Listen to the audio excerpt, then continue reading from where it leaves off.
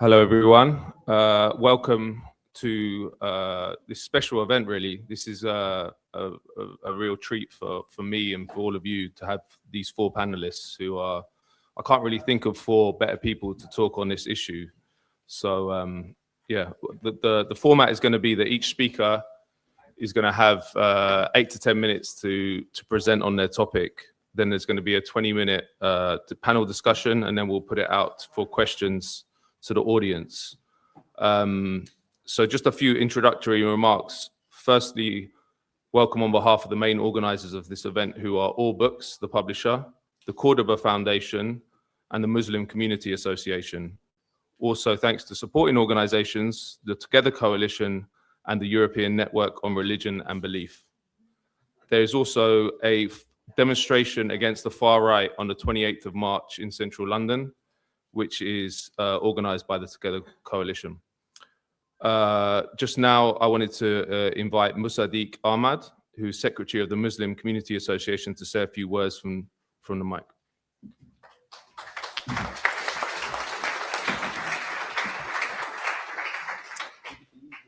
Hi, good evening, everyone. So I just got 1 minute, so I got to be very brief. Honorable Chair, distinguished guest, respected member of the audience. As an organizer, it's a pleasure to welcome everyone on behalf of Muslim Community Association, for short we say MCA, and to celebrate the launching of Peter Owen's new book, Complicit, Britain's Role in the Destruction of Gaza. Writing a book is a remarkable achievement that reflects dedication, creativity, passion for sharing idea, and in this case, a great courage.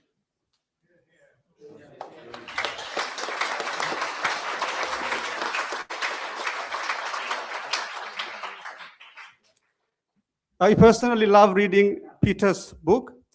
I attended 2 of the previous book launch, and I look forward to buy his new one. I warmly congratulate Peter on this accomplishment and wish him every success with the book. Thank you all.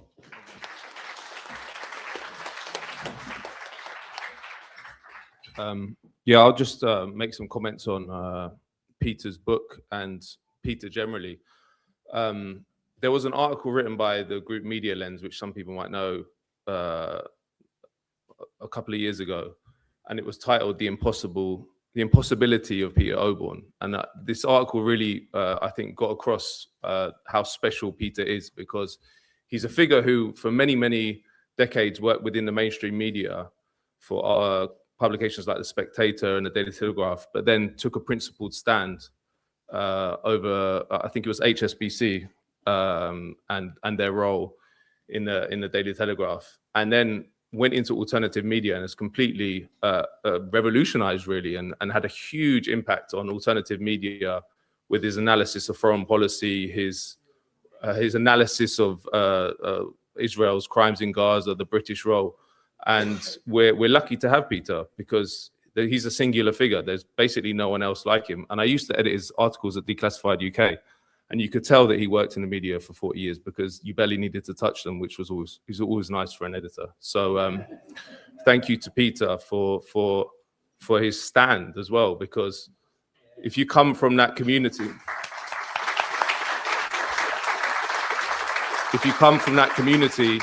and that establishment media, you put your head above the parapet if you start saying the things that Peter said, and he is widely attacked for his brave journalism. So it's very lucky that we've had him. Also, his book is now going to be the go-to book that catalogues the role of the British media, particularly, and the British state and their complicity in the destruction of Gaza, which is a historic crime.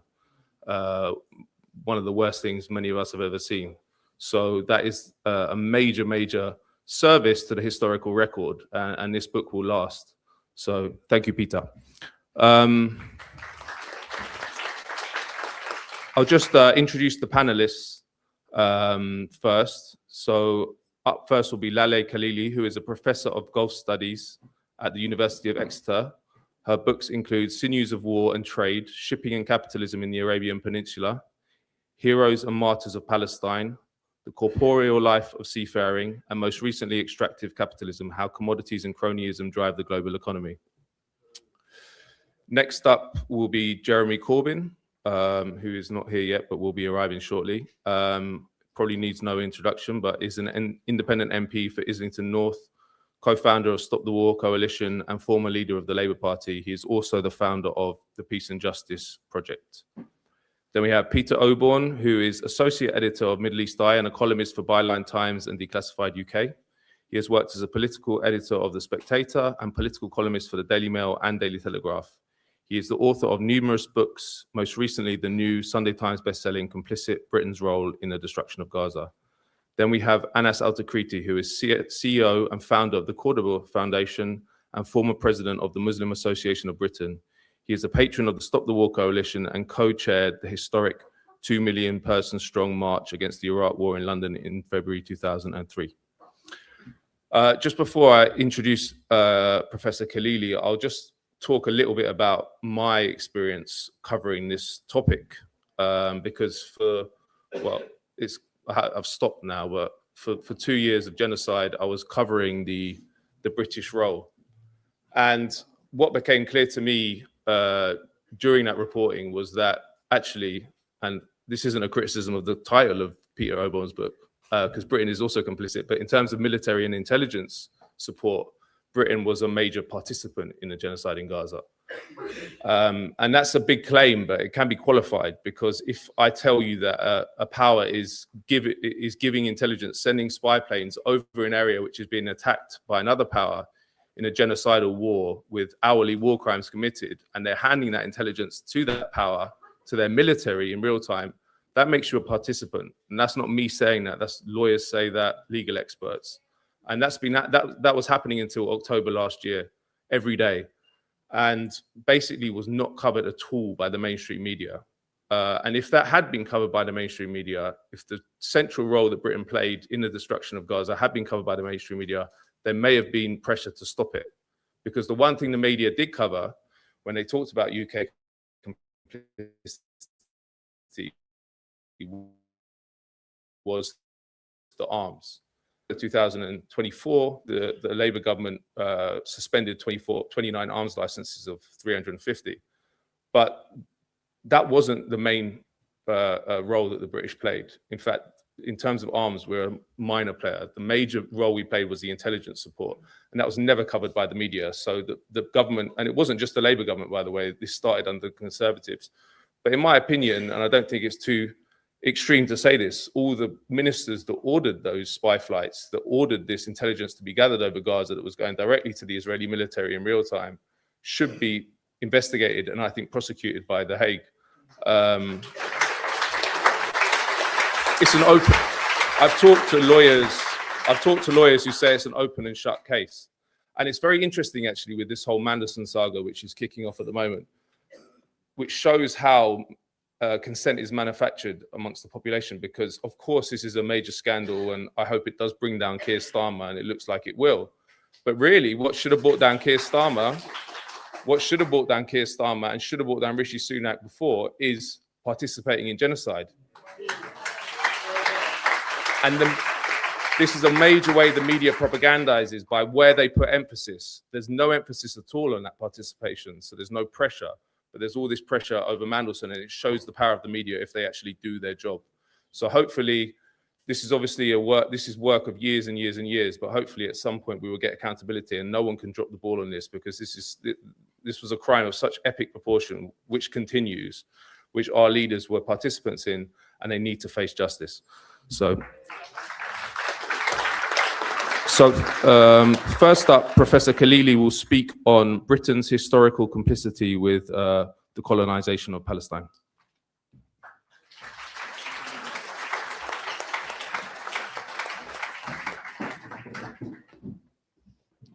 Good evening. It's an incredible honor to be here, in part because Peter Oborne has been somebody whose work I've admired for a very long time. And this book, and I say this as an academic, is incredibly well researched. It is beautifully written, and it is damning, if one can say. So I was asked to speak about the historic complicity of Britain, and indeed, not just complicity, but complete and total involvement of Britain in the depredations in which Israel engages. And I began with the question of, why is it that this small little country on the Mediterranean, something that I rather impolitely describe as a shitty little settler colony on the Med, has become such a central axis of support for so many different states in the global north? And I thought that maybe the way to go about this is to talk a little bit about the history of why Israel was established as this shitty little settler colony on the Med. Basically, it's really significant that the moment at which settlement in Palestine began at the end of the 19th century was also an incredibly important moment in British imperialism, French also, but British imperialism in particular, all around the globe. At the end of the 19th century, the British were sending Cecil Rhodes out to southern Africa.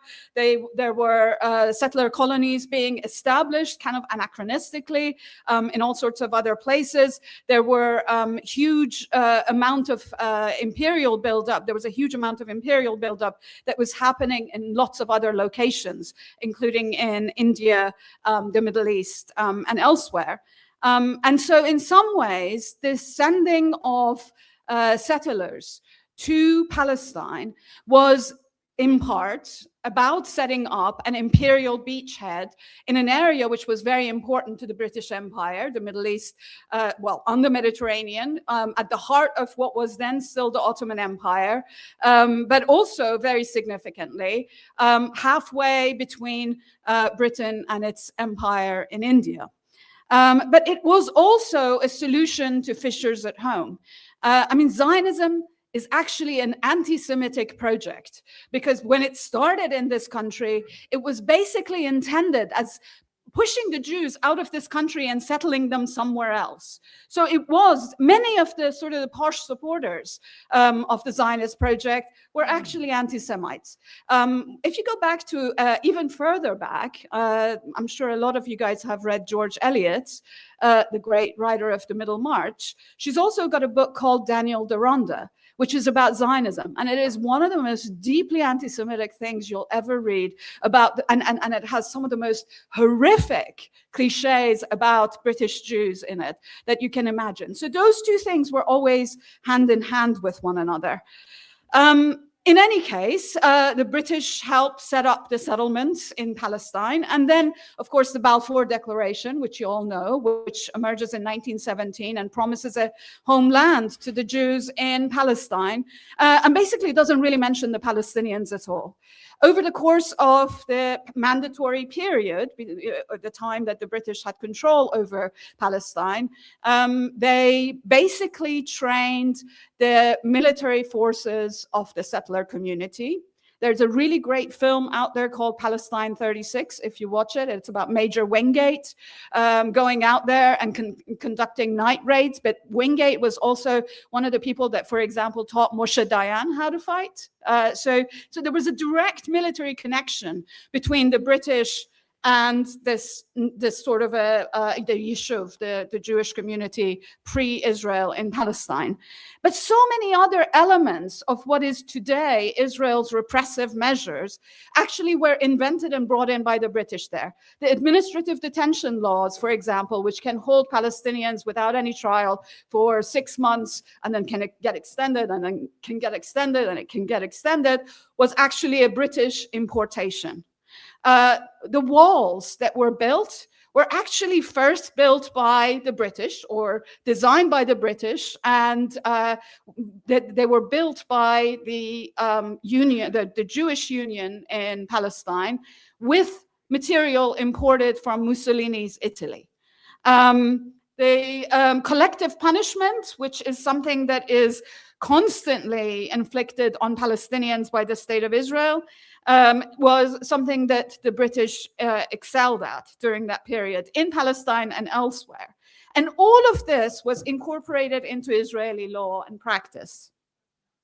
Now, really, until the moment at which Israel ends up becoming the direct US gendarme in the region in 1967, the British was really the largest protector of Israel. But in 1967, the major war happens, during which Israel occupies the West Bank, Gaza, East Jerusalem, Golan Heights, and Sinai. And the US thinks, well, hey, we've got somebody here who can fight on our behalf. About 20 years later, Alexander Haig, who was then in the US cabinet, basically describes Israel as the United States' largest stationary aircraft carrier in the world. So Israel always served this function as a kind of a military outpost, as a kind of a settler colonial, as Herzl himself described it, bulwark against the Asiatic hordes. This was a terminology he used to describe what Israel could be. It was always intended as a kind of a strategic foothold for the empire, whether it was the British first, the French for a very short period, and then the Americans. But the question now is, why is it that this anachronistic settler colony on the Med is still so significant? Well, one thing that we can see is that basically it functions as a regional gendarme. Over the course of the last 2 years, in addition to the genocide it has waged against Palestinians in Gaza, the continued repression in the West Bank and East Jerusalem, the expulsion of Palestinians, the destruction of their habitats, so much that is going on, so much that is happening to Palestinians. In addition to all of that, Israel has actually bombed 7 countries in the region. It acts as a disciplinary body to keep everybody in line, on the one hand militarily, and secondly, and significantly, also to economically de-develop them. Empire functions when you have de-developed countries that don't have the possibility of pushing back economically. Most of these places have been bombed to smithereens. Plans for partition are constantly put forward, including recently in the Jerusalem Post for Iran, which is kind of laughable given that Iran's borders were established long before the United States even existed. So these elements of basically keeping the region in hand has been very significant. Another element that makes Israel so significant is, of course, that it's Praetorian industrial production. This is a site of producing surveillance software. It's a site of producing armament and other kinds of repressive and punitive and kinetic weapons that can be used by everybody else. The ridiculous wall that Trump is building in between the United States and Mexico has Elbit Systems functioning as part of the sort of the contractor bodies there. Elbit is also helping Frontex here in Europe to protect its borders from migrants. So in some ways, Israel functions as this kind of a Praetorian industrial factory for all of the Europeans.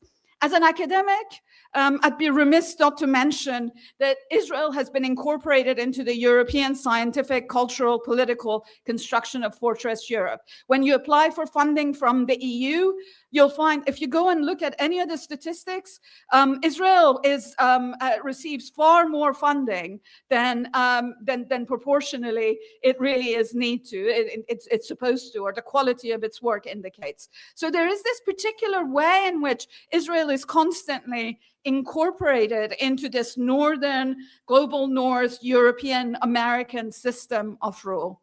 And finally, Israel is, of course, a significant extension of US domination through extreme violence in the region. And given that the UK is basically, in its post-imperial time, has been United States poodle, its complete and total acquiescence to the United States has translated into this kind of a support, including the kind of intelligence overflights that Matt was talking about. At the same time, domestically, Britain is barely a second-rate power. The Thatcherite transformation sees a decline in systemic dissent against the state. And what dissent there is being criminalized. And there's independent reporting is being destroyed, whether at local or international level, which is part of the reason why both Peter and Matt's work is so significant in this regard. There's independent reporting, not beholden to those in power. And finally, the Labour Party, with a few honorable exceptions, has always been very pro-Zionist. What we now see, however, is complete and total closing of ranks among the major policymakers and politicos of the right and the center around Israel. But this is not just the case in the government. There is a massive democratic deficit in every institution. In every institution, the rank and file want freedom for Palestine. The leadership kill that.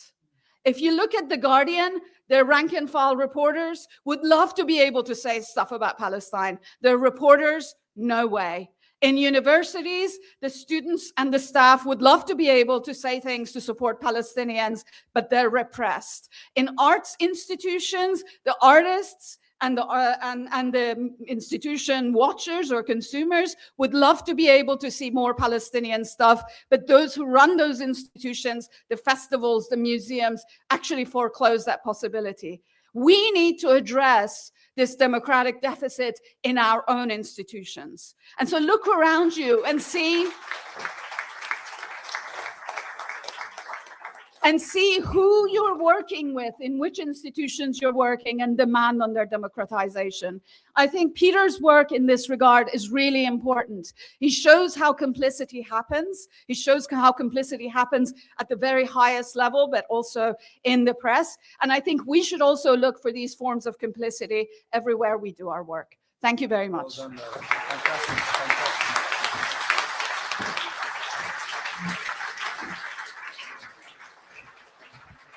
Thank you very much for that brilliant talk.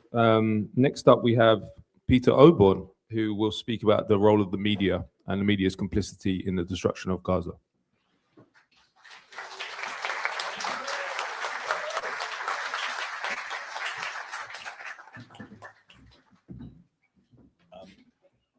Well, thank you very much indeed. Wonderful, wonderful speech, Leila. And I want to make a few thoughts. Yes, hello. Can you hear me? Yeah. So first of all, it's very lovely to be back here because my last book, The Fate of Abraham, was launched at the East London Mosque, which I really appreciated, and had a fantastic turnout. And it's wonderful to be back here. I will accept in the spirit it's intended that I am a brave journalist, but there's no, it's nothing if you think about the predicament of Palestinian journalists, more than,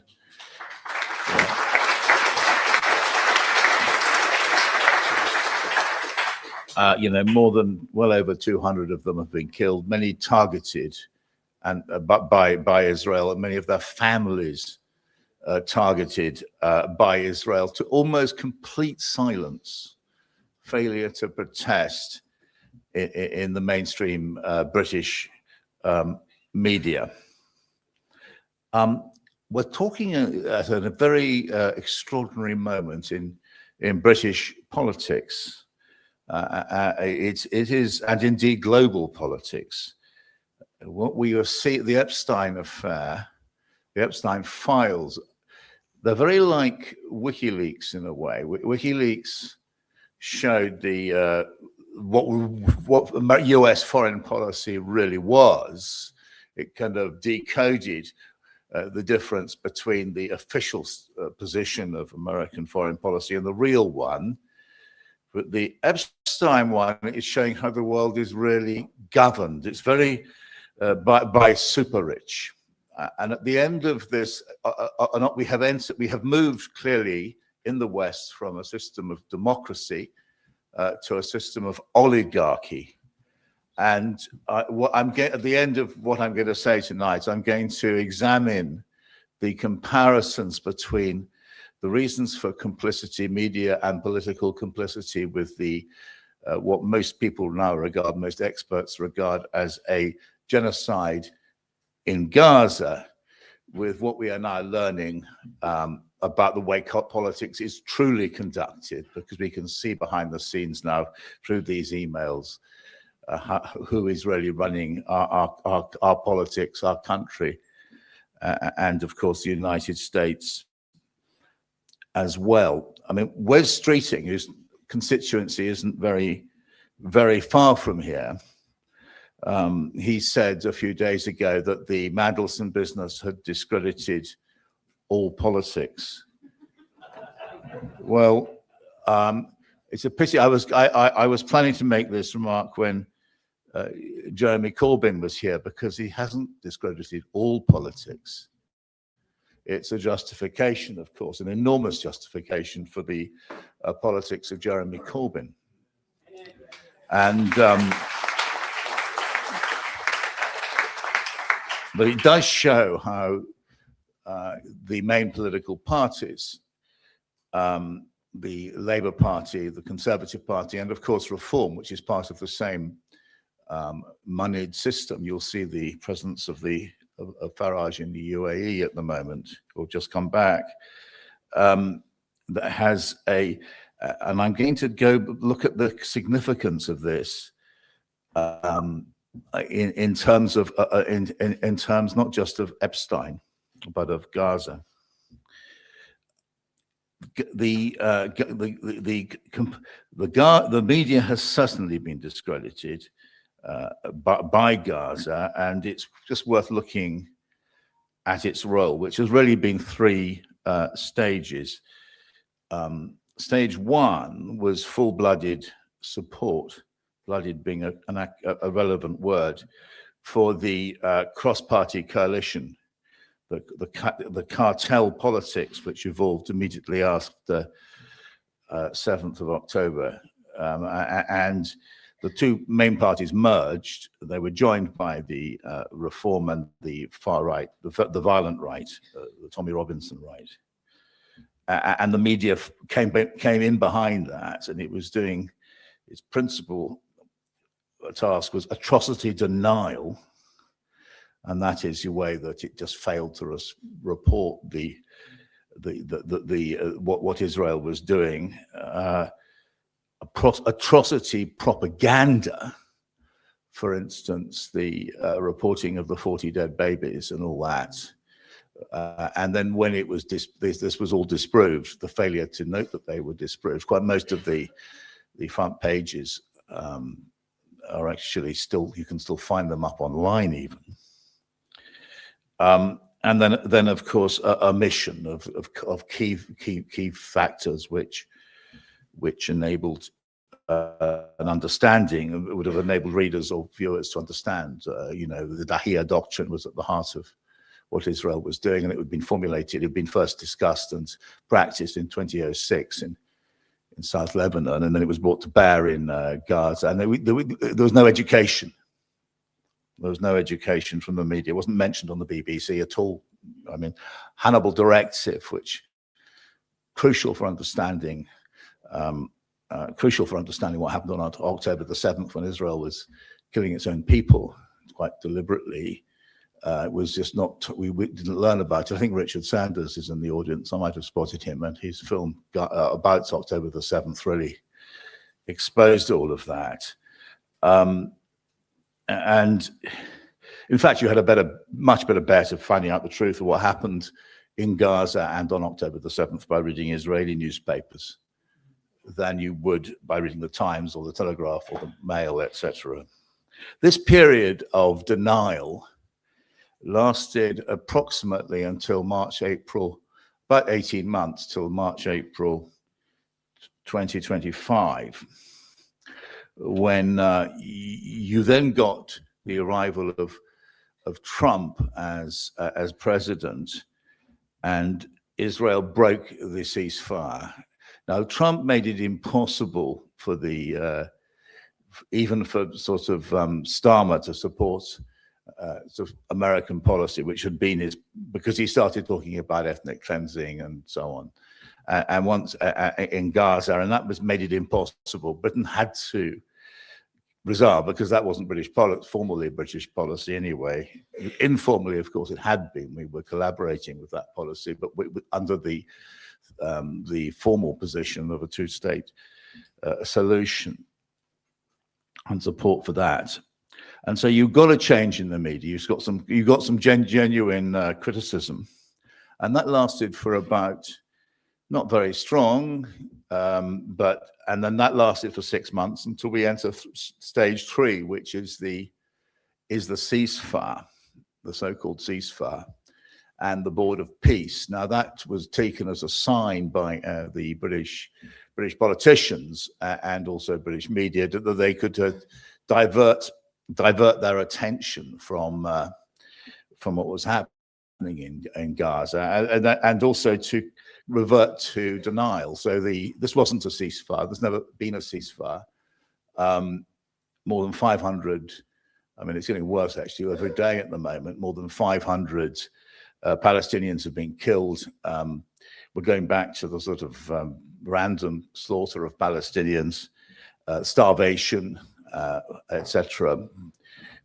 And that hasn't been called out at all. The press use extraordinary language to avoid talking about the ceasefire. They say, you know, there's the time Israel killed about 100 in 24 hours.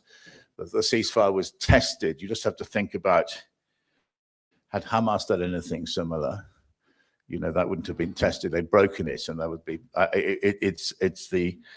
That we're now back into the formal pro-Netanyahu reporting, which was the feature of the first 18 months. And I now want to go back to this analysis, attempt to analyze the comparisons, very meaningful comparisons between the Epstein-Mandelson story and indeed the Gaza, and why they can't be, the one can't really be understood without the other. So but Mandelson has created the modern, not just the modern Labour Party. He didn't just hypnotize 3 Labour prime ministers. That would have been Blair, Brown, and then Starmer. He also hypnotized the Tory party, which accepted his methodology. His methodology was, and it's very important to understand what that methodology was. It was a worship of money and success. It was an abandonment of all values. It was a renunciation of the social democratic British state as formed really by Clement Attlee's government in 1945 to 50, and it was an abandonment of due process, a turning back on Labour Party members and asking rich men, they're almost always men, to take over the funding and running and policy making. I'm just about to knock over this, and policy making of the Labour Party.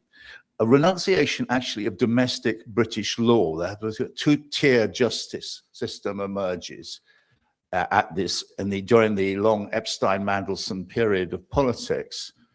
There's one system for the rich and another system for everybody else. Now look at the parallel which we have seen in Gaza. It's exactly the same thing. You have how should we say, in order to support Israel's destruction of Gaza and the slaughter of tens and tens of thousands of innocent people, we have had to turn our back again on the post-45 settlement. Remember, the post-45 settlement was the United Nations, the International Court of Justice, more lately the International Criminal Court, And this was an architecture set up and created by Roosevelt and Churchill during World War I. Actually, they met in 1941, they discussed this architecture, and it was invented precisely to avoid the calamities of the 1930s. And we have deliberately torn that to shreds in order to support Netanyahu. Similarly, the Mandelson-Epstein system was tearing up the social democratic system which Britain created after 1945, and it is a tearing up international and domestic law, international norms and domestic norms simultaneously, and you see the same people doing it. If you look at the Board of Peace, the so-called Board of Peace, almost all of them have strong or Epstein connections. If you look at domestically at it, the British politicians of all the parties have accepted that Mandelson settlement, which means that you are handing political power to rich men. The one person who hasn't, Mandelson said that his job was to destroy him. Every day he got out of bed to destroy him. Has just joined us in this room. And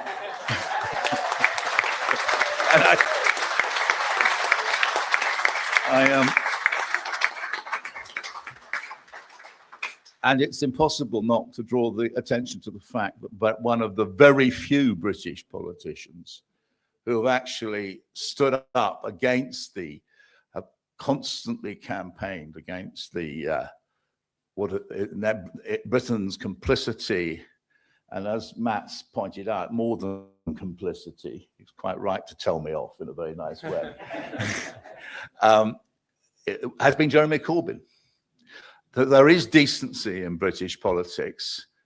We're very lucky, and I think we have from this moment collectively to try and fight for a return of that decency spreads much, much further. But like you were making a very wonderful point, which was that the policy in Gaza is not supported by the majority and never has been of the British people. Nor have the British people ever given their assent to the Mandelson-Epstein form of politics, which has just been exposed. And so we have been governed in the interest very visibly and very easy to prove, both in the foreign policy and in domestic policy, of an oligarchic elite which is completely contemptuous of the interests of ordinary people. And I think this is what I hope we can move towards.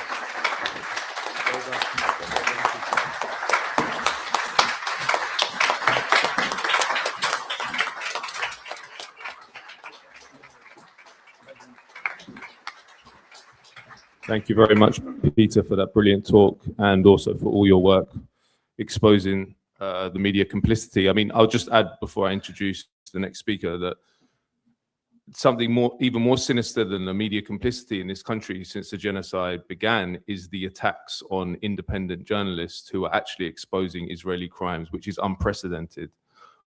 One really sinister example is a friend of mine called Asa Winstanley, who's a very good reporter for Electronic Intifada, who's done basically more than any other journalist exposing the Israel lobby in this country and its attack on British democracy, essentially. In October 2024, so not that long after the Labour government came in, his house was raided in a pre-dawn raid by 6 police officers, counter-terrorism police. All his journalistic devices were seized, his computers, his phones, and he wasn't even charged or arrested, which I didn't even know could happen in the UK. Apparently, the police can come in and take all your devices and raid your house early in the morning and not even charge you with a crime. In May 2025, it was ruled unlawful what they did. Interestingly, that whole case, not a word about it has ever been written about in a UK newspaper, which is insane to me. But it really does show that the public sphere is not protected in this country by the media, and it's not protected by NGOs either, who dropped the ball on the Asa Winstanley case. Just yesterday, to add to that, to go to what Peter's saying about the Mandelson style of politics, which has infected the whole of the British establishment, really.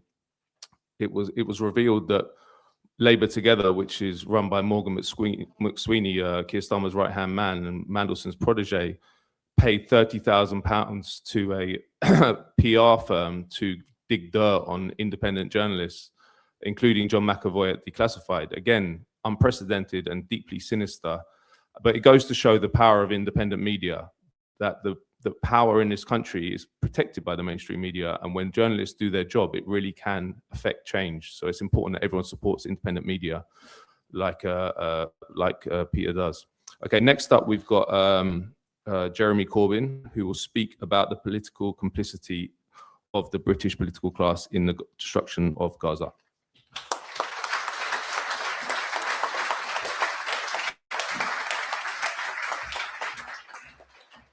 First of all, thank you very, very much for inviting me. Apologies, a bit late. I was outside of London and I just got back on a train just now.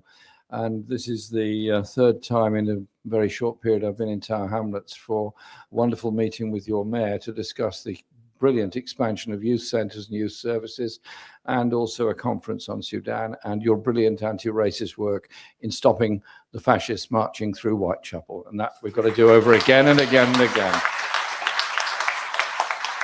I'm going to read something to you. If you've already heard it, please be patient. If you haven't, please be prepared to be shocked.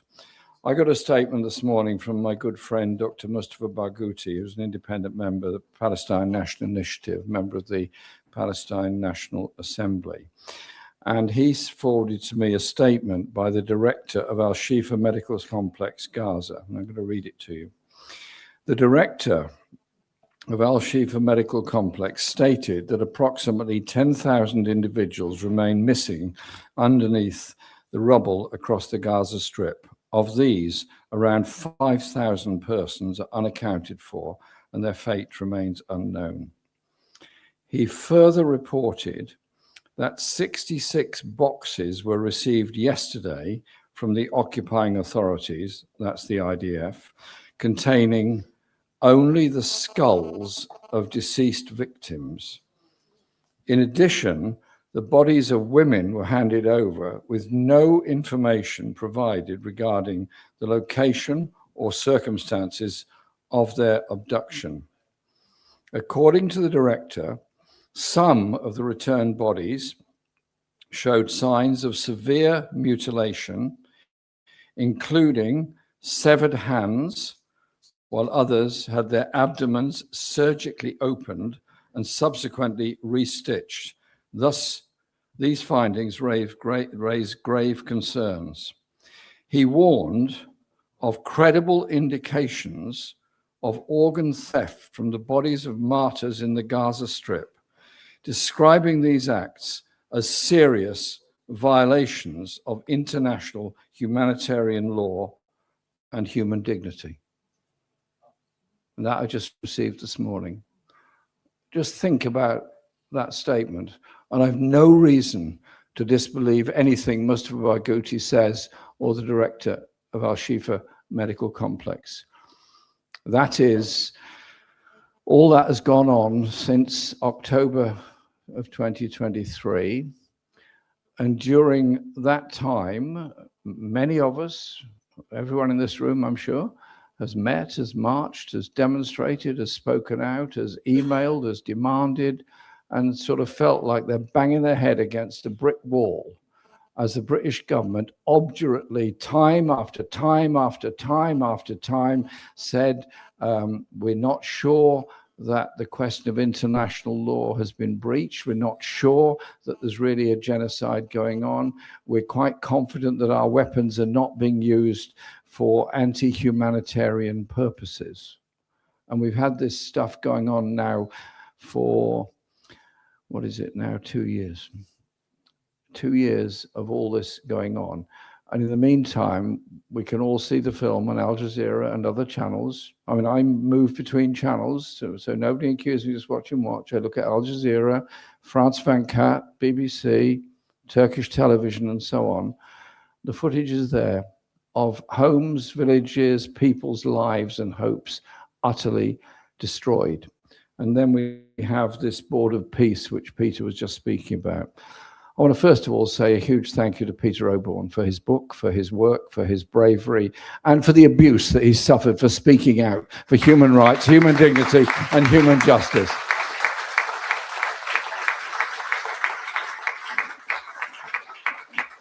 And so when somebody does speak out and they get the kind of abuse heaped upon them and the threats made against them and so on, professional threats as well as all the rest, that's the time not to stand back. It's the time to step forward and give them our support. Peter, you have our support.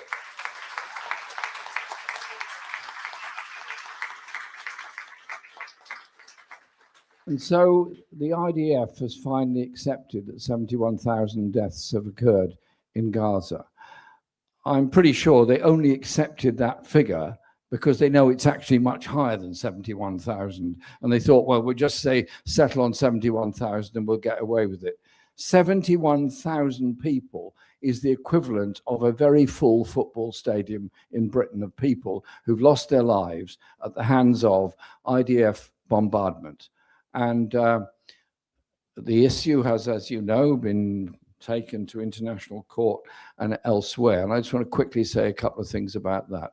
I had the privilege and the honor of going to the International Court of Justice with the South Africans to watch and observe their application under the Genocide Convention. And to me, it was a deeply moving experience because the International Court of Justice is a wonderful building. It's built in the 1920s, and there's hope that there would be an international legal order that would save the world from the carnage that it just emerged from in the First World War, and that nations would accept an international authority as a way of solving disputes between nations. And it's a wonderful building. And it was then, after the League of Nations collapsed, it was then occupied correctly by the International Court of Justice, which is a continuation of what went before. And I heard the application being made. I watched the judges in operation, and you all know what the decision was, or the recommendation was, that came out of that. But I was also thinking that South Africa, a country that was a colony, was occupied, was a subject of internal wars, and was a subject for the most disgusting, depraved, brutal apartheid system. And you know what? The South African delegation said, everything we've described today that's happening to the Palestinian people in Gaza is worse than most of the worst things that happened during the apartheid regime in South Africa. And they said, we're doing this because Madiba said we should do it, but we're doing it because we believe in international justice. And what's the reward for South Africa? Recommendations from many allegedly friendly governments like Britain: don't pursue the case, you shouldn't be taking it there, it's not appropriate, it's offensive to the rest of the world. What's the recommendation to South Africa by the United States? Put extra tariffs on them to further damage their economy because they've had the bravery to stand up for the Palestinian people against the genocide that's been inflicted upon them. So let's show some support and thanks to South Africa for what it's done.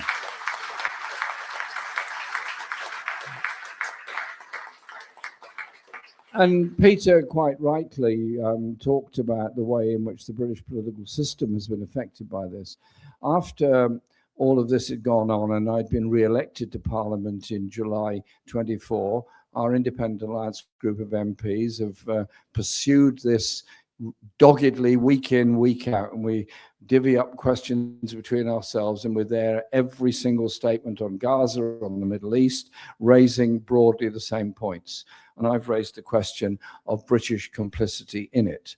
So I introduced a private members bill to Parliament, private members bill which would have required the government to establish an independent public inquiry into all the circumstances surrounding British participation in the Israeli onslaught on Gaza, and indeed, for that matter, the occupation of the West Bank, but specifically on Gaza, the Gaza Tribunal Bill.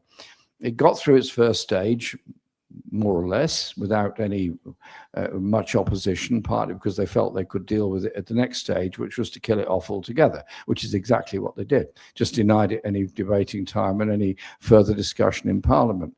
So I said, okay, in return then, we will set up our own independent tribunal of inquiry. So we set up the Gaza Tribunal of Inquiry, which met over 2 days last November in Church House in Westminster.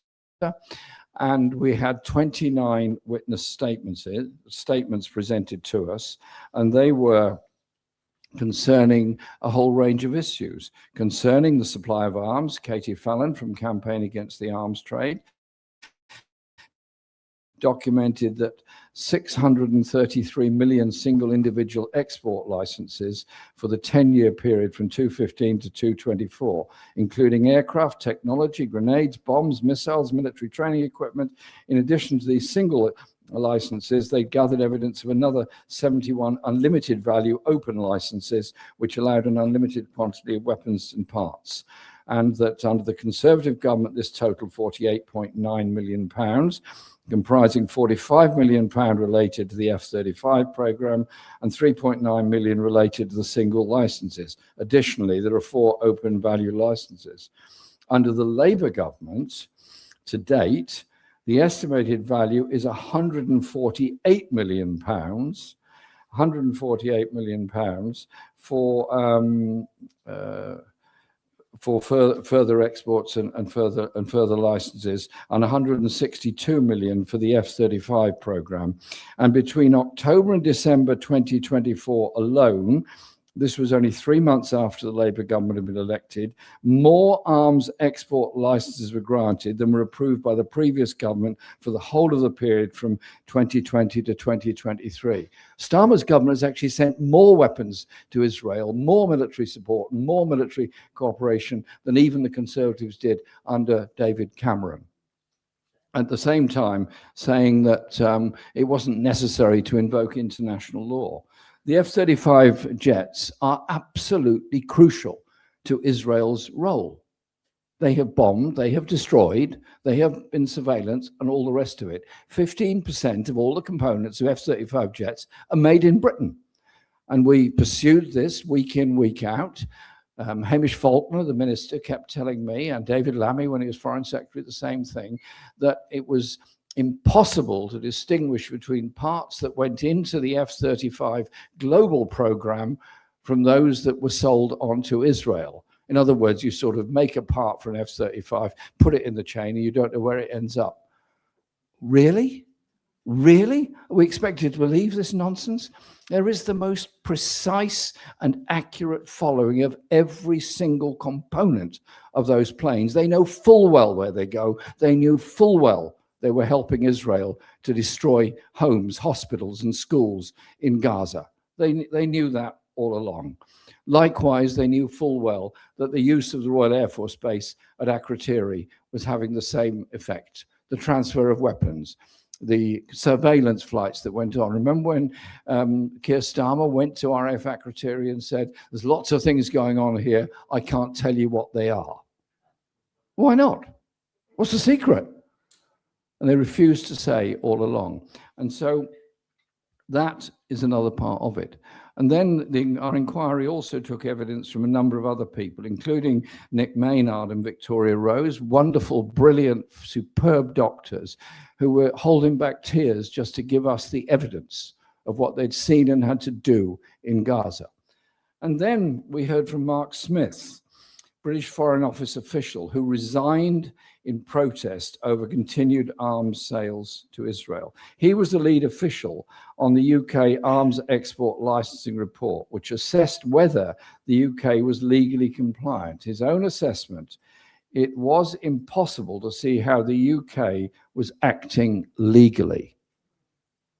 Senior career Foreign Office official, nothing in it for him personally, huge risk for him personally for saying that. He was not prepared to carry on working for the Foreign Office when they were carrying out acts that he believed to be not legally compliant. And he bravely came and gave evidence to our tribunal. So we're producing a full statement and report. And I have to say, I want to say thank you to all those that contributed to it. And I hope you'll all have a careful look at it when it comes out. And we're presenting it to the Hague group, which is the group assembled by the Progressive International of nations that support the ICJ decision and the ICC decision at a conference to be held in Amsterdam in the beginning of March. The Peace and Justice Project is not well funded. It's a very valuable organization. We put this tribunal on because we believe it was a contribution we could make to begin to inform people. What I witnessed all through all of this was the complicity of our media in attacking all of us that spoke up for the Palestinian people, the most disgusting abuse thrown at us individually, the most disgusting abuse thrown at those that organized the Palestine marches and demonstrations and is still thrown at them. And then you saw, as Peter explained, this horrible connotation and connection between the arms lobby, which has made a vast amount of money out of sales in this. The American arms lobby has made even more. And the refusal of the British government to have one scintilla of difference between its foreign policy and the USA until absolutely forced into it right at the end of it, when they did suspend some licenses, but I'm not quite sure how much effect all of those have had. And so it's how we recognize what's rotten with our political system and the wider politics that go with it. This week, Peter Mandelson has been, how should I put it, more than exposed for his activity. And the relationship he had with Epstein and the relationship he had with others. And the Prime Minister arrived in Parliament on Wednesday to say with great gusto, if I knew now what I didn't know then I wouldn't have done what I did then because of what I know now. Wow. That was like a sort of kid in school who says, who's been caught, you know, copying their homework from somebody else. If I'd known I was going to be caught copying the homework, I'd have copied it from somebody else, not them, in order to avoid any punishment. Utterly ridiculous and pathetic. He knew full well of Mandelson's involvement with Epstein from the very beginning. He knew full well that this golden circle created by Mandelson ever since 1987, when he appeared on the political scene in Westminster, when Neil Kinnock brought him in as a director of information for the Labour Party. And my great friend Tony Benn said to me the day he met Mandelson, said, you know, old comrade, I don't like that man. And sucking his pipe says, and you know what, old comrade? He always called me old comrade. I don't trust him either. I don't think he'll do any of us any good. Where was Tony wrong? And so we've had these years, not just of promoting mates and the golden circle that goes with it, but it's fundamentally undermining of our politics. Undermining of our politics, that it assumes that everybody that becomes an elected politician is in it for money, in it for themselves, in it for their own aggrandizement. And there's a whole media that's complicit with all of this. When I challenged the role of Epstein during the general election campaign when I was the leader of the party, I was condemned because of the way I pronounced his name.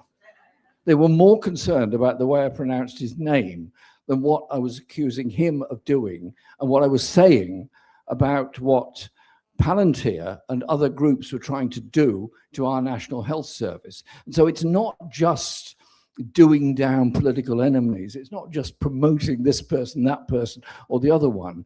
There is a very dangerous commercial connection in all of this, in that companies that are involved with Elbit Systems, that are involved in Israel, that are making manufacturing here, are now being given carte blanche access to all of our National Health Service records.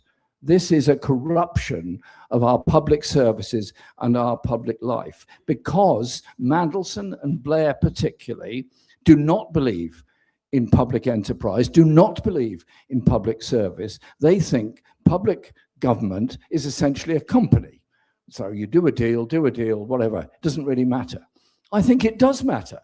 I think public ownership is important. I think a publicly run health service is important, and a publicly accountable health service. I want to trust our health service. I don't want to think that my health records, your health records, your health records, your health records are actually ending up in a company that is involved with the military around the world, that is keeping records on the existence of every single Palestinian in Gaza. Think about this. The IDF know the identity of every single person in Gaza, but they're not able to ensure that every single person in Gaza gets food, water, medicine, housing, health, or education. It's only for military purposes they hold that information. That's the kind of surveillance system that we're allowing to invade our public services. So in the debate on Mandelson this week, the official opposition, the Conservative opposition, put forward actually a very good motion. It was very well crafted, very well prepared, which set out all the information that they felt should be provided to an inquiry. The government then put up an amendment saying, except that information which might affect international relations or national security. Well, that can cover pretty much anything. Almost anything you could say, well, there could be a security implication with that. There could be international relations implication from that, even if there obviously wasn't one. And so after a lot of shouting and so on, they then changed their amendment to say it would all go to the Security and Intelligence Committee and all the information would be provided. I am not really very happy about that. I think there should be a public inquiry into the whole thing, because I don't think Parliament, because of the way in which patronage operates in Parliament, the way patronage operates in the Cabinet Office, operates in the civil service, operates throughout government, is really competent or capable of having an inquiry into it. So I will continue to pursue my demands for a public inquiry. It took us years to get the Chilcot inquiry, but the Chilcot inquiry was a very important step forward in exposing what had gone on in Iraq. And so I conclude by just simply saying this. Thank you to everybody for not being bamboozled, those who haven't been, by the media conspiracy and complicity in all of this. Thank you to all of those that haven't been bamboozled into saying that going on a march to end genocide is taking part in a march of hate, when it's actually a march of love of humanity. I hate the killing of anybody, whoever they are, be they Jewish, Muslim, Hindu, or anything else. I want to live in a world of peace. That means you have to recognize, you have to deal with the injustices that are existing now. And the Palestinian people have been the most grotesquely, unjustly treated people almost anywhere in the world. And so it is brave journalists like Peter that have written and spoken out and had career threats because they've done that, that it's so important to support them in what they're doing. Because the truth makes us stronger. The truth ultimately sets us free and frees us from this horrible nexus and this nasty network of webs that have done so much to damage our lives, our public services, and make this country, our country, complicit, because it is complicit. By supplying arms, when you know genocide is being committed, you are therefore complicit in the continuation of that genocide. I'm disgusted by that. We're all going to carry on campaigning until it has ended. Thank you very much.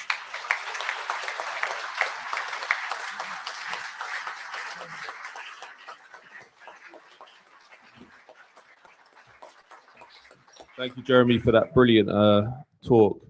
I'd also like to thank Jeremy for just being a beacon of humanity in the viper's nest of Parliament. We've seen the ugly people and groups that run our political system, like Mandelson and Morgan McSweeney and Keir Starmer. I always see Jeremy as the opposite, the antithesis of that. And it's been extremely powerful, especially since 2015, to see someone who is actually decent and human within this system, which is so inhuman, actually speaking and giving a voice to people who don't have a voice.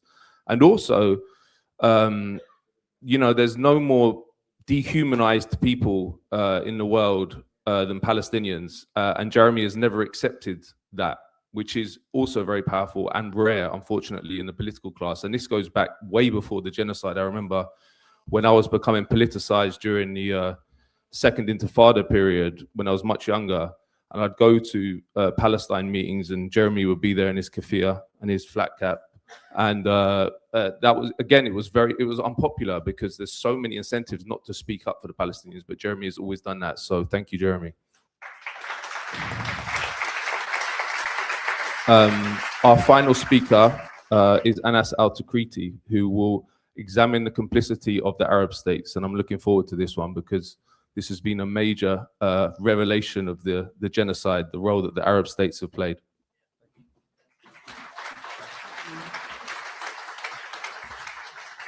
Bismillah ar-Rahman ar-Rahim. Friends, assalamu alaikum. Peace be with you all, and thank you very much for making this evening. It's a full house, as you can all see, and we have a brilliant panel.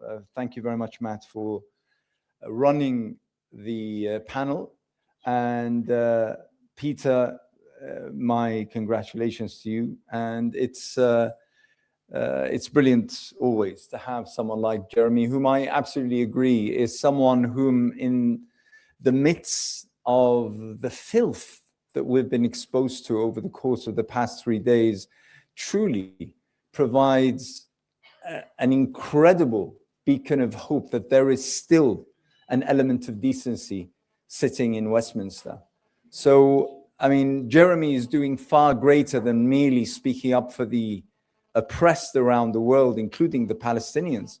He's actually providing hope for those who read whatever's being exposed and unredacted and feel, as I did, I'm not sure about you, but I'm pretty sure that many of us felt physically sick by what we read. And, you know, something quite important to note, that all those mentioned, caught up in that cabal of repugnant evil, are all pro-Israeli Zionists. Every single one of them. Not a single one of them ever spoke a good word about Palestine or Palestinians. In fact, someone who was mentioned in the files, and probably arguably the only person to come out even better than before, was Norman Finkelstein, whom, when mentioned, when an email offered him to come and meet this person, he immediately responded by saying, if I ever come across Jeffrey Epstein or Alan Dershowitz, that lawyer of I don't know what law, I will strangulate them. It's just, it tells you where Palestine stands in the midst of good versus evil. And I was someone whom until recently would use the word evil very, very sparingly. And I wouldn't really use that word because of everything that brings up, but to be perfectly honest, I mean, over the course of the past few days, I don't know, but it's, you know, evil is personified in the kind of people that, unfortunately, they don't just sit in a dark corner, they run the affairs of the world. So back to Peter and his book. First of all, thank you very much, Peter. And I'm fortunate enough to have known Peter now for over 20 years. In fact, our first encounter, and Peter was renowned, and I believe still this is described as a conservative journalist. Back then, he was a hardened conservative, I have to say. But in 2006, 2007, he produced for the BBC a show about the kind of treatment that Muslims were coming in for in the midst of the war on terror. And it was a brilliant expose by someone whom, to be perfectly honest, no one expected to speak in those terms. And I'm pleased to have, at the time, been part of a panel where we were holding a huge event, part of the history of London, Islam Expo. You'll remember, Peter, and we were a panel deciding on whom we were going to award a of the Muslim community, and it was Peter Oborne. This was back in 2006. So way before Peter became the Peter that we all know and love, I'm pleased to have encountered Peter, and also on a personal note, in 2014, 12 years ago, Peter came across the story that someone called Anas El-Tikriti had his bank accounts closed by HSBC. And he contacted me in sort of semi-disbelief, saying, can you show me the letters that the bank sent you? And we met up, and he did a fantastic show on Radio 4, exposing the unknown working in the shadows, insisting on no one speaking of its identity, database business called WorldCheck, the very first to speak about WorldCheck and this murky business of profiling, where entities, companies, states would pay hundreds of thousands every year to subscribe to, and where countless lives, companies, ventures, projects, charities have been ruined as a result of. Peter Oborne, I would claim, was the very first to publicly expose that particular practice and to actually tell people, by the way, do you know that this works literally in the dark, in the corner? It literally, on its profiles, it has a big disclaimer saying no one is to reveal the identity of WorldCheck. But it was Peter Oborne who brought this to millions of people back then and exposed this particular business. Now, I think that, you know, the book, the author, the panel, we're here to talk about Palestine. And whilst I will come to the very simple, to be honest, the very simple and grotesque mapping of the situation of Arab states vis-a-vis Palestine, and particularly the genocide. But I think there are a few things that we need to mention. The first being that we're amid a brilliant campaign being run called the Red Ribbon Campaign, which highlights the fact that Israel, until this very day, holds 9,100 hostages, and they are Palestinian hostages. Many of whom, by the way, many of whom are kids. We're talking about 12-year-olds, 13-year-olds. Hundreds of women with their babies held today. A big thing was made about the remains of an Israeli hostage that Israel was waiting on, and which, by the way, even Haaretz mentioned the fact that Israel knew all along where the remains were, and they were on the Israeli side, by the way. But they decided to just play that game and keep bombing Gaza under the pretext of, well, we still haven't received the remains of our final hostage. Yet 9,100 Palestinian hostages are held by the IDF, tortured, physically, psychologically tormented. Medication is being withheld, and abuse to a level that, by the way, now we understand, now that we've read all about what's going on in the Epstein files, it doesn't really come as a total shock like it did when a few months ago we saw the demonstrations of thousands of Israelis outside a government building defending and supporting those who raped Palestinian hostages. At the time, I was in disbelief. I thought to myself, is this true? Maybe this is made up. Maybe the reporter has the story upside down. But now that I've read what goes on, what went on, what still goes on, I'm not that surprised anymore. It seems that that is fair play. That is par for the course.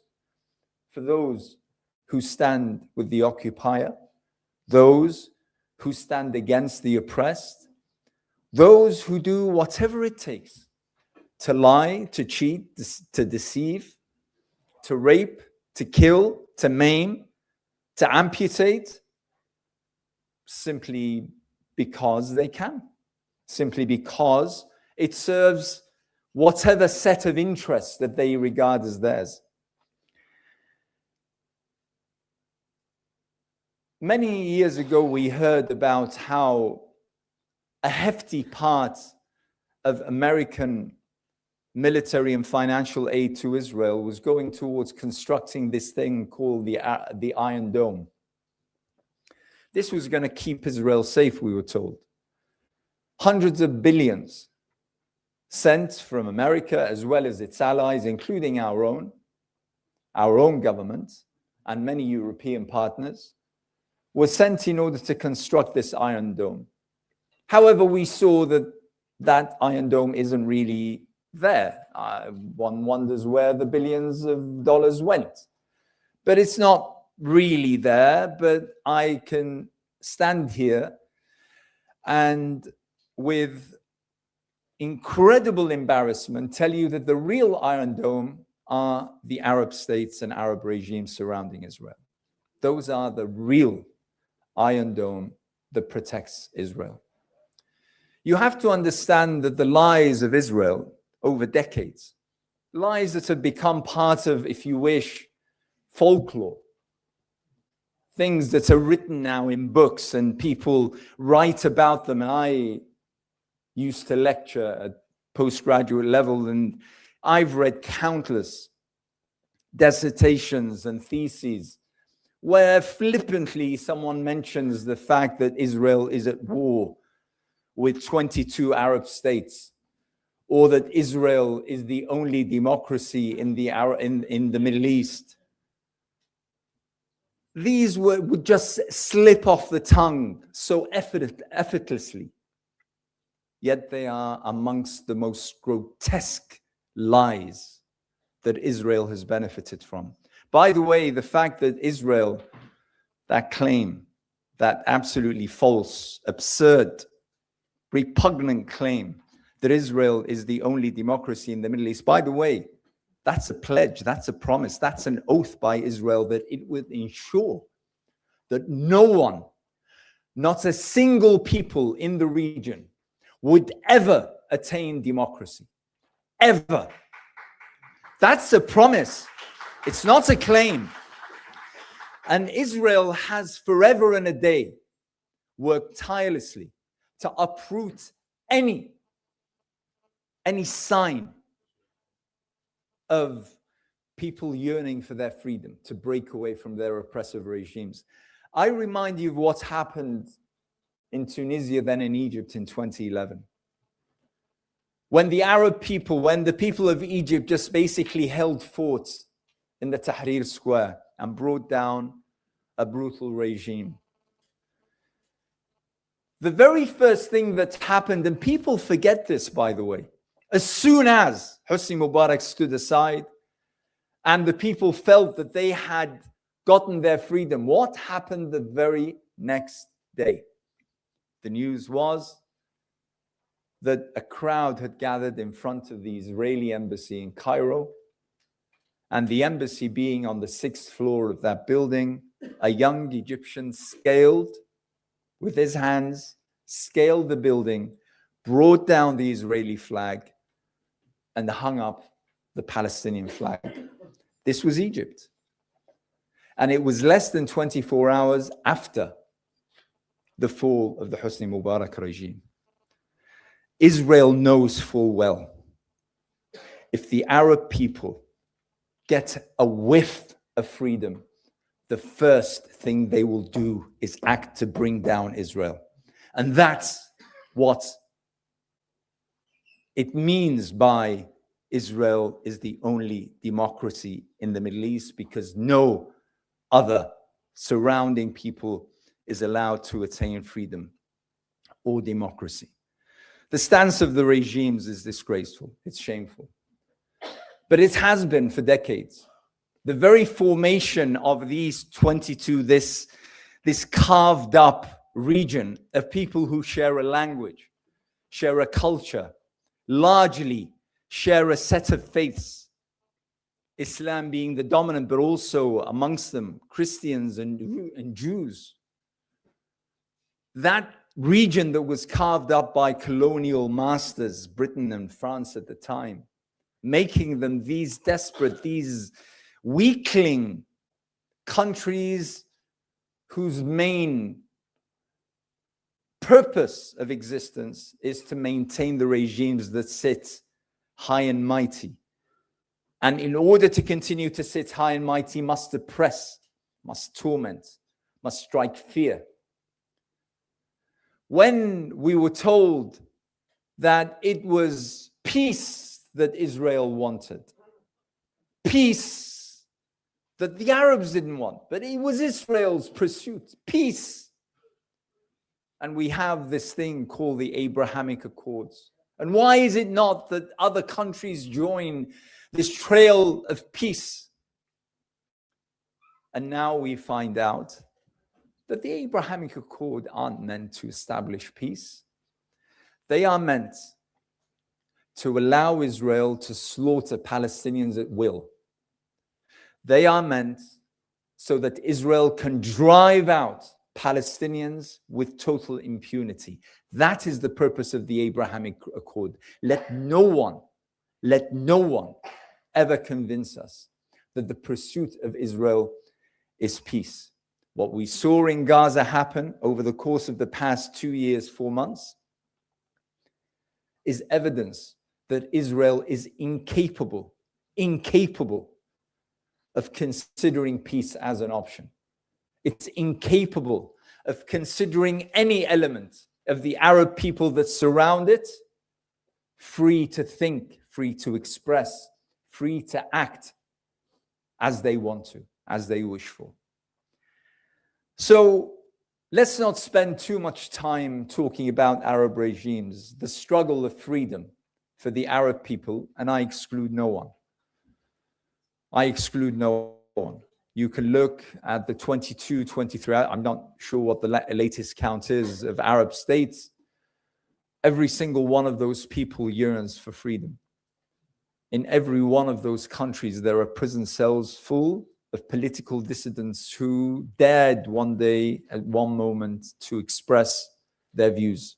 In fact, hundreds, at least, as far as we know, hundreds, linger in prisons today because they raised the Palestinian flag during the genocide. Hundreds are tortured in dungeons in various Arab cities and towns today because they dared mention the name Hind Rajab, because they mentioned the word genocide, because they liked a tweet by Jeremy or by Matt or by Peter. Hundreds today linger in prison and their freedom confiscated and their families ruined because they dared show sympathy or support with their brethren who speak the same language, share the same culture, share the same faith, and are being obliterated by Israel. So that's the situation. But hey, these are our allies. These are our friends. We have trade deals with these countries. We have contracts that ensure that hundreds of thousands of people are employed. We would like to go and spend our Christmases in sunny this or sunny that. And therefore, we can't really press on with the human rights file. We can't really, seriously dig at that particular scab. It's something that we don't bring up because we have these trade deals, you see, because we have these agreements. So once again, and even on the level of political relations, the Palestinians are the main victims. even when it comes with Britain's relationships with any one of those states, the sure victim is the Palestinian cause and the Palestinian people. I need to come to an end, but you know, whether we talk about Egypt and the Rafah crossing, I mean, how disgusting, seriously. When, I mean, I've been to Rafah, Jeremy, you've been to Rafah, Peter, you've been to Rafah, Matt. Lala, have you been? Yes. I mean, it's a crossing, you can walk it. You can walk it. But all of a sudden, for now, not only 2 years, 4 months of the genocide, but for the past 20 years since the siege on Gaza, that path that you can walk in 25 minutes has become impossible. Impossible. You can't take in a bottle of water. You can't take in a piece of bread. Absolutely impossible. And of course Israel is the occupier. Of course Israel is to blame. But what of our Egyptian brothers? What of Arab, you know, there's one thing that is constantly appearing in Arab culture, you know, novels and whatever, about the traits of being an Arab. It's honor. Where is that honor? Where is that honor? The fact that if a guest whom you may not even know or recognize comes to you, you give them all that you have, even if your own children end up being hungry. That kind of generosity. So where is it when it comes to the Palestinians? Where is it? My friends, tonight is a fantastic night. And indeed, the fact that we're gathered here to celebrate Peter's new book is really a magnificent occasion. And it's important that whilst we buy the book, we discuss the contents of the book, that we also understand what complicity means, you know, that scope, who it includes, those who watched by and did nothing, as well as those who clapped, those who applauded, those who gave platforms, media and otherwise. And it's also an event where certain people need to be recognized. And today, I don't know why, but, you know, seeing Peter, who is now one of our country's most prominent journalists, I can't omit from my mind a great journalist who passed away in December of 2023, John Pilger. John Pilger, who brought to the world the title, Palestine is still the question. Indeed, Palestine is still the question. Thank you very much.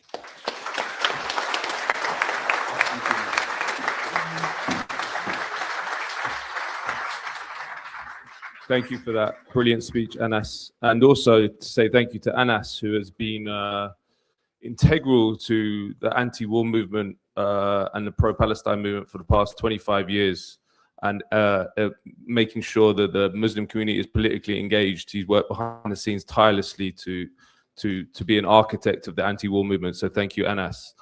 I remember actually, we first met, you won't remember this, but when I was at Leeds University, in 2003, when he was leading the opposition to during the build up to Iraq. So thank you.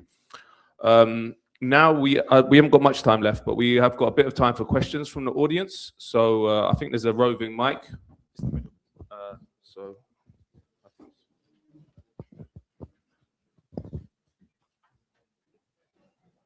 is that going to stretch? You got that one. Right. Do you want to shuffle that back?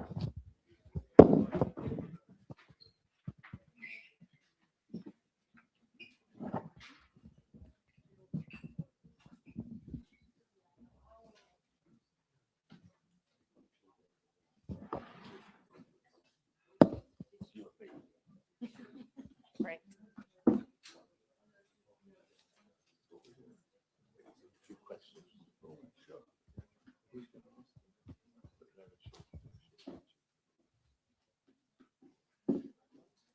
Hello, my name is Matthew Carr. I've just got a question for Mr. Corbyn. Thanks very much for the great speeches, very inspirational. I'm an independent journalist, and I'm very worried that the current situation leaves us in this malaise where we have not only Labour, the Tories and Reform up against a good coalition of alternative government. Jeremy, the press also are against you and the good coalition. Are you doing enough to try and embrace the other left parties, even the Lib Dems, Aspire, all of those other parties, so that you get back in, we get back, the people gets back into office in the May elections coming up and the general elections after that? Thanks. Thanks very much for your question. Perfectly fair question. Do enough. I hope I do enough. I spent most of my life traveling around the country, addressing meetings, rallies, and meeting left-wing groups in your party and independent groups all over the country. And I am determined that we will build a sense of unity of the left in this country. And my message to everyone is that we don't have time for the luxury of endless internal debate. We don't have time for that. It's a luxury we cannot afford. We've got to be out there campaigning on the international justice issues, which you've heard of tonight, and of course on the issues of poverty and redistribution of wealth and power within our society. And so I am very hopeful that independent groups around the country will do very well in the elections in May. Here in Tower Hamlets, there's Aspire. Across the road, just down the road in Newham, you've got Newham Independents, you've got Redbridge groups, you've got Hackney groups and so on. Fundamentally, these independent groups around the country are not saying anything that is that different. And you will also notice that if you look for differences between people, you can always find them. But you will also notice that the independents and left groups have all not contested the Denton by-election because they want to make sure that a anti-war, anti-austerity candidate wins, and so they've withdrawn in favour of ensuring that the Greens get a run at that to make sure they win it. That's sensible politics. Now, there's plenty of times and plenty of places I disagree with people. We all do that. You've got to recognise the need to build that kind of movement. So I helped to found your party. It's not been easy. Everybody knows that. I know that probably better than anybody else.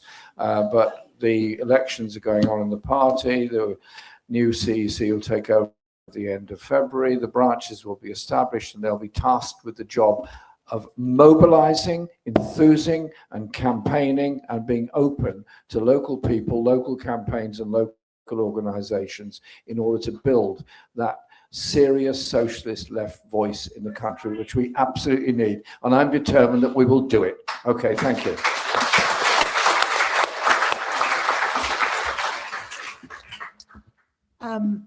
We talked about complicity this evening, but what do the panel think accountability when it comes to Gaza looks like?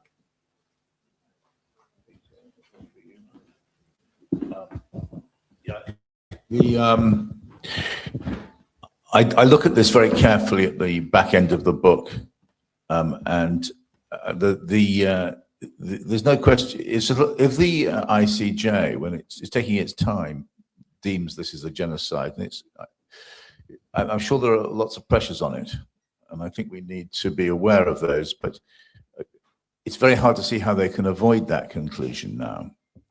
Then under British law, aiding and abetting a genocide is a very serious offence. Conspiracy, I mean, there are quite a lot of genocide experts, and Matt was hinting at, well, not hinting, stating this, you know, it may be more than is participating in a genocide. These are very serious crimes under British law.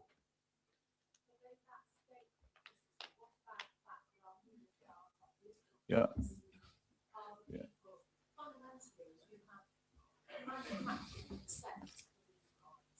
I don't think there's any. I mean, Julius Streicher was executed after Nuremberg, but even though I'd like to, Who are you lining up? Who are you lining up against the wall? You're leaving something up in the air there. but what I don't think are my beloved colleagues in the media again. They are. Unfortunately, in many ways, they aren't going to be held accountable. But I think they will be open to very, very sharp and wounding. And I mean, they need to be held to account, and that's possible to do.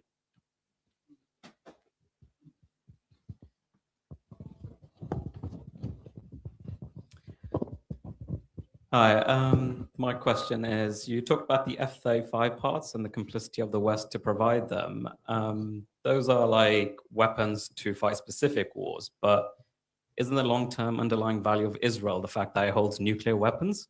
And I think the Times newspaper was instrumental in leaking that information, and the scientist Mordecai, who was still under house arrest for that story. It's a bit past most people's, like, even before my time. I think it happened like in the 80s where I was born.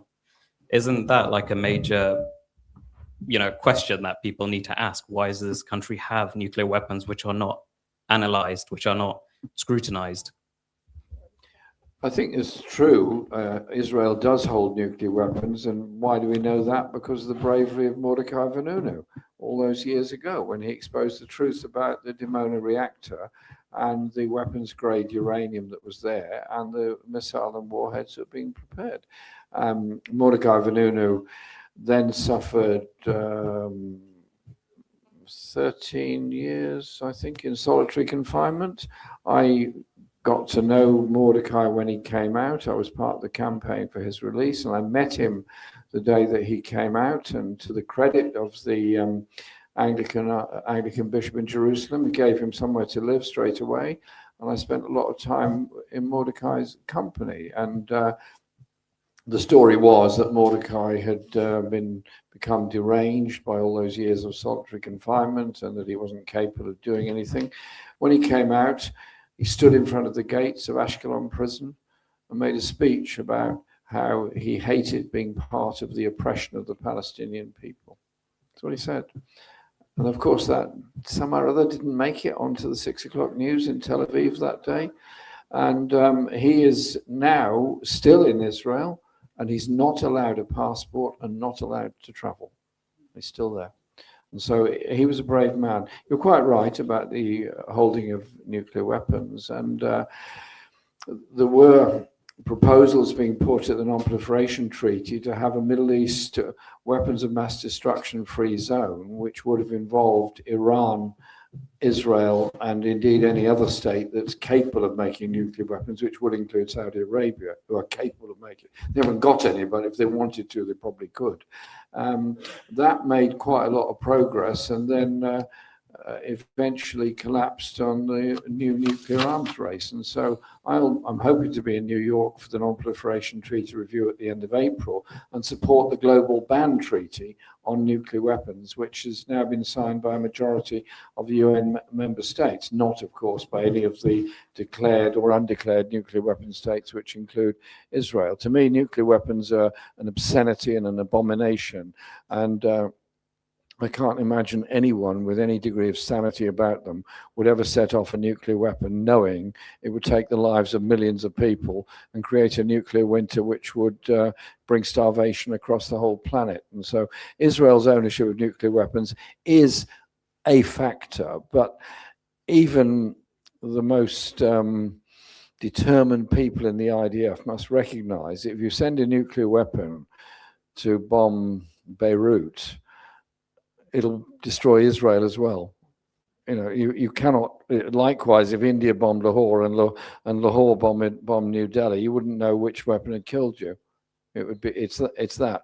This is why I'm personally very strongly against nuclear weapons, and I did inform the BBC that I was not prepared to use them And the media said that I was a threat to national security because I wouldn't use them. And then the following day they said I was a threat to national security because I would have access to them and therefore could use them. Well, I don't know which it's going to be, but it can't be both.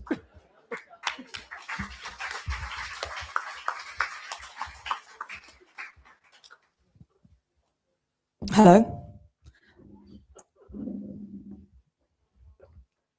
Given what Matt said earlier, and also his work and the work of Declassified on the role of the British state in the genocide, particularly the use of surveillance flights, which provide over 50% of intelligence data for Israel, and also the use of RAF Akrotiri for transferring weapons, are we focusing, is the Palestine movement in the UK focusing strategically on the right things?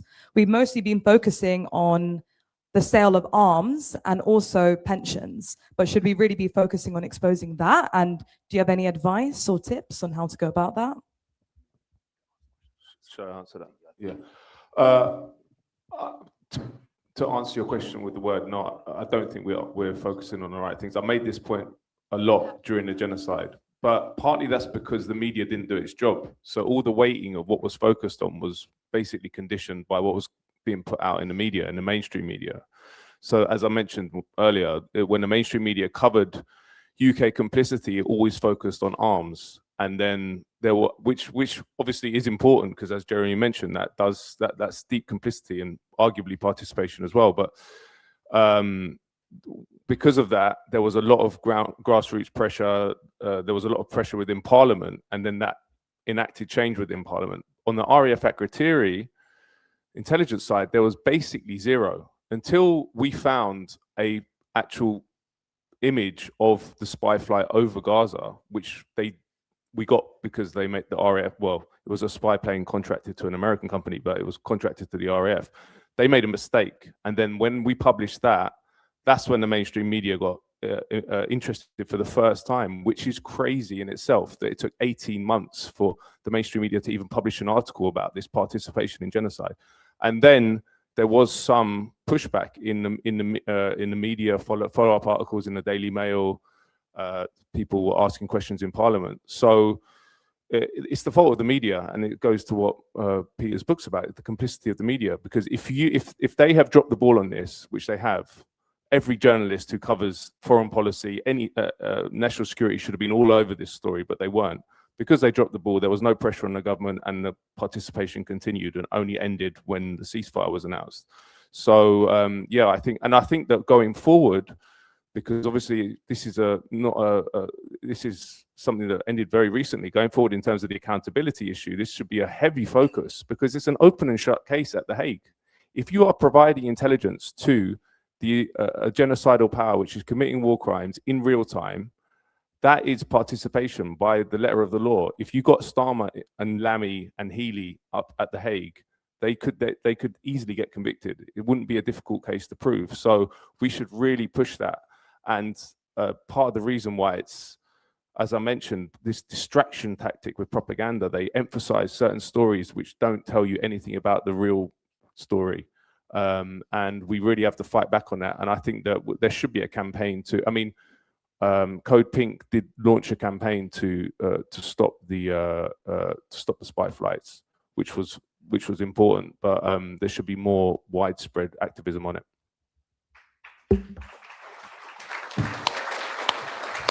Matt, if it's okay, because of time, can we take 2-3 questions together from the back? Sure, yeah. Okay, so 3 people here and 1 person over there. Yeah, thanks. Great speech, Jeremy. Given tonight, earlier on, you mentioned the oligarchs who empower the international capitalist oligarchs. Right now, we've had Tony Blair's World Economic Forum in Davos. Nigel Farage has been speaking there. Don't you think it would be a great thing to unite the left if you spoke, now he colours to mast and mentioned what it is? It's the World Economic Forum, an unelected organisation which has permeated governments around the world without anyone's consent. Wouldn't that be a great thing to say what it is? Let's get to the top, the head of the beast, the World Economic Forum.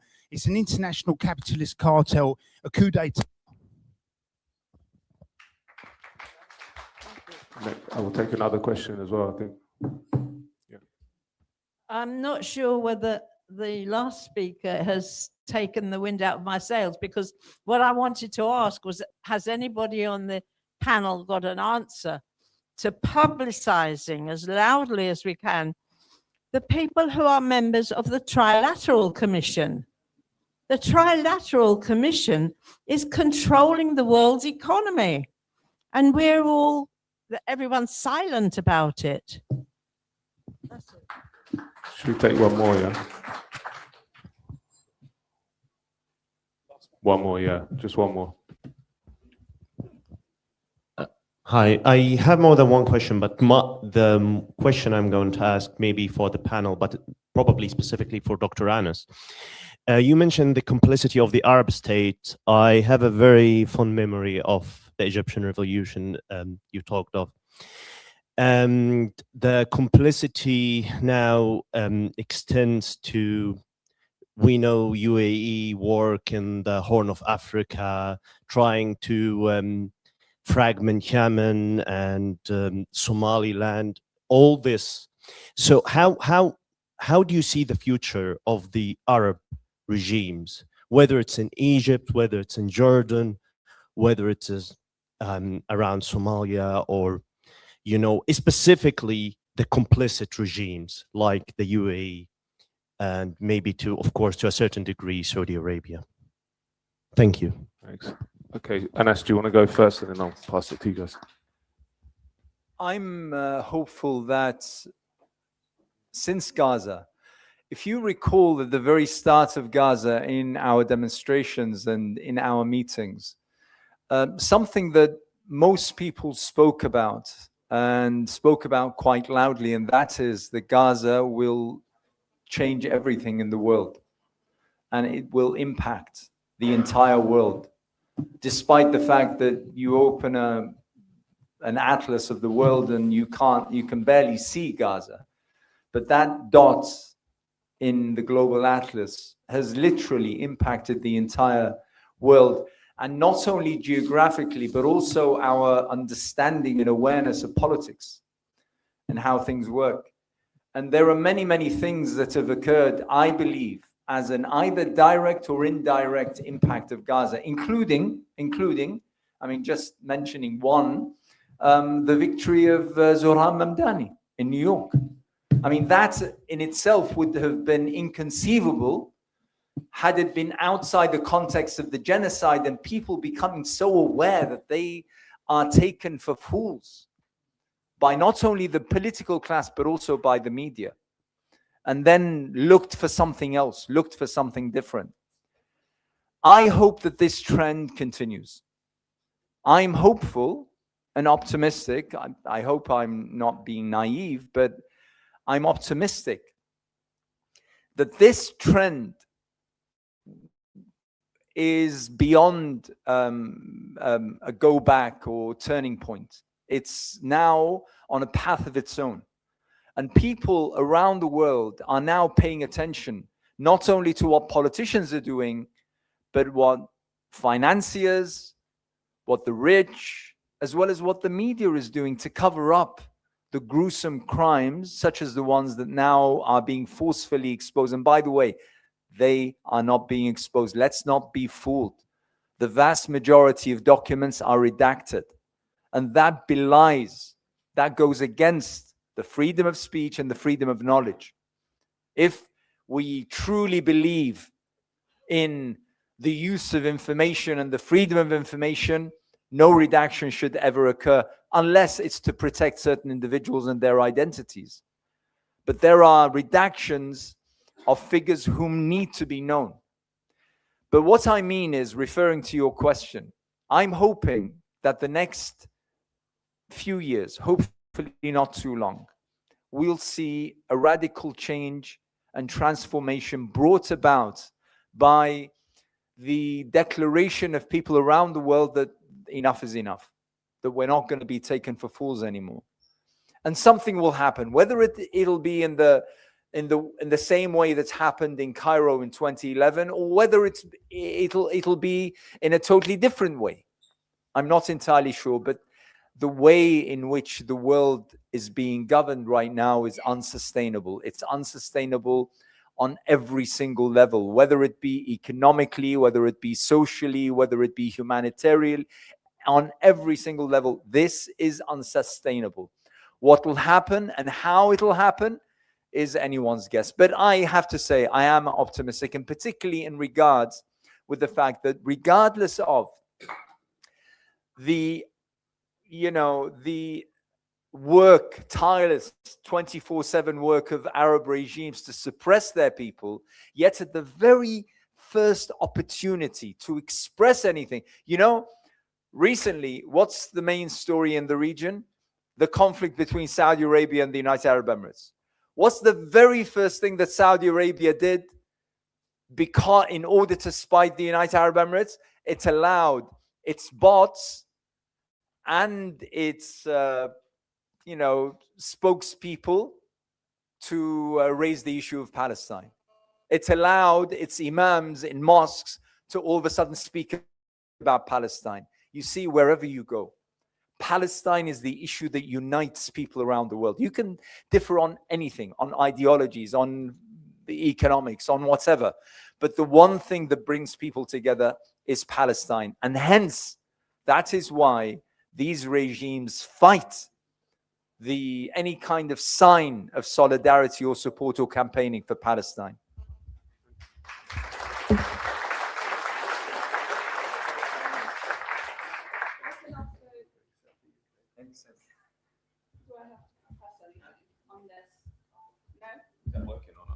Use this one. So on the question of the Arab states, I think you can look at some of the Arab states that have been intentionally and deliberately shredded. So look at Syria, look at Iraq, look at Libya. These were all states who, despite having extremely authoritarian states, were nevertheless seen as enemies of the United States and of Israel. And so what we're seeing now is that they have been basically torn asunder. There are internal divisions, there are sectarian conflicts where there used to be none.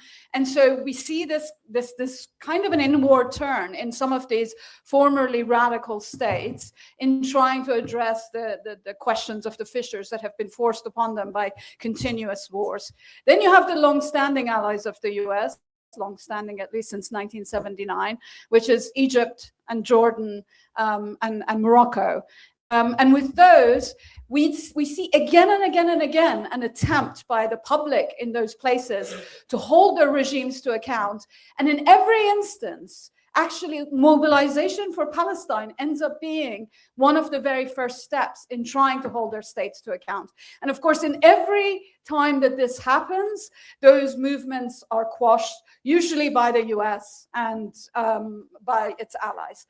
Then you come to the Gulf states. And there, I think the best analysis was done by people like Ghassan Kanafani in the 1960s, who said that if, in order for Arab people to be free, you can't just get rid of Israel, you have to get rid of all of the monarchies that are actually rentier states, clients of the United States.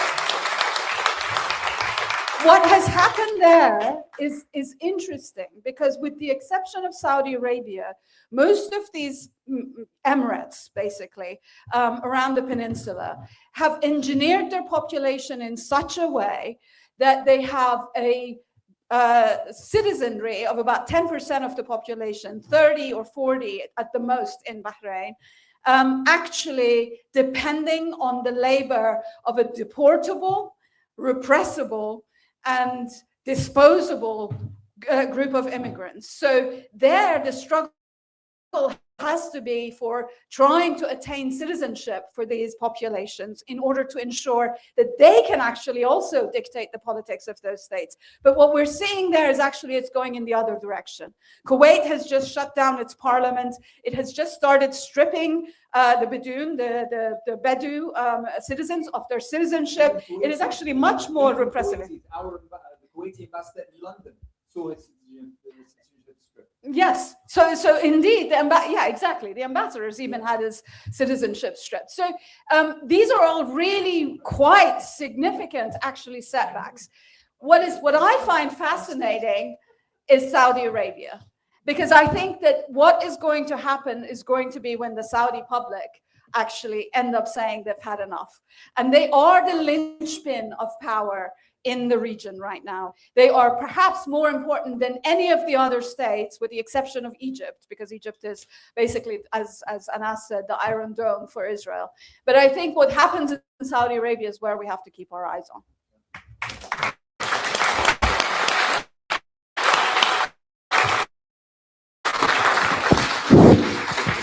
Could I just say one quick word before we bring in Peter to finish off? That the question about economic interests is very powerful and very important, and the role of the World Economic Forum and others having enormous influence on the World Bank and the IMF and the policies they adopt towards particularly southern countries, as well as the norm of austerity type economics all over Europe, and of course empowering global corporations. The other area which has not really been mentioned is the global arms trade. Last year, global arms expenditure was $2.7 trillion. About a third of that was by the United States. This year, it will be probably over 3 trillion. NATO countries are increasing to, as a norm, 5% of GDP, which in most cases will be a doubling of expenditure. This country is very much doing that, and Starmer is pushing that very hard. And you look at the share prices of the arms manufacturers, gone up massively, massively. And 2 weeks ago, President Trump authorized a massive arms sale to Israel, which is already very heavily supported financially by the USA. So you could almost argue it's the USA buying its own weapons in order to hand them onto Israel. And then if you've got stomach for it and you can go to these arms exhibitions, there are films and videos of the effectiveness of F-35s in bombardment of Gaza, equivalent planes in Ukraine and in Russia and elsewhere. And war is a vile, grisly, but incredibly profitable business for those that make the weapons and sell the weapons. And I've got many, many, many arguments with the British government, but one of them is at no stage, at any point whatsoever over the past 2.5 years, have they made any serious effort to bring about peaceful resolution of conflicts by understanding the cause of the conflicts in the first place and the thirst of people to be able to live free from occupation and in their own image. That is abominable and appalling. So it's up to us, as a much wider, very thoughtful group of people who are determined not to give up on the Palestinian people and always show our solidarity.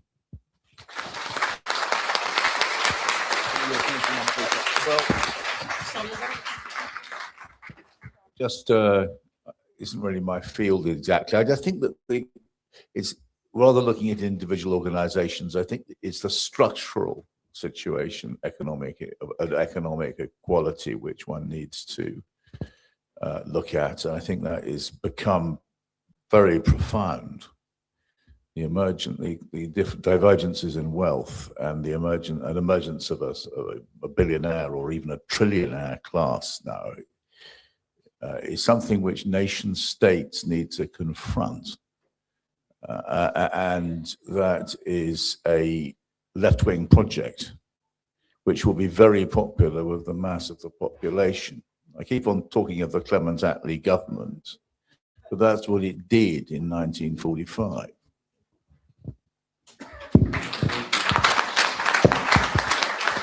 Okay, I think that's it. So I'd like to just start by thanking the panel. All four of them, in different ways, have taken significant hits for supporting the Palestinian people over the years. So thank you very much for all you do.